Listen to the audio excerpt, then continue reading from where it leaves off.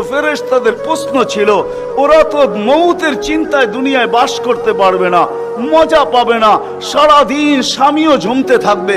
স্ত্রী জিজ্ঞাসা করবে, কেন ঝুমতেছ? কয় সামনে মৌত। স্ত্রীও ঝুমতে থাকবে। স্বামী বলবে, কেন ঝুমতেছ? বলবে সামনে মৌত। সন্তানও ঝুমতে থাকবে।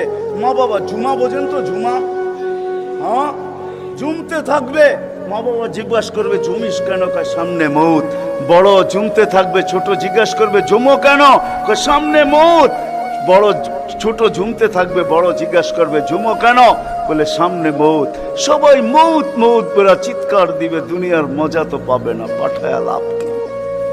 আল্লাহ জবাব দিছে, জাআলতু লাহুমুল আমালা, প্রত্যেকের দিল আশা দিয়ে ভরা দিছি, বাঁধবে বাসা, এতে তোমাদের সন্দেহ নাই।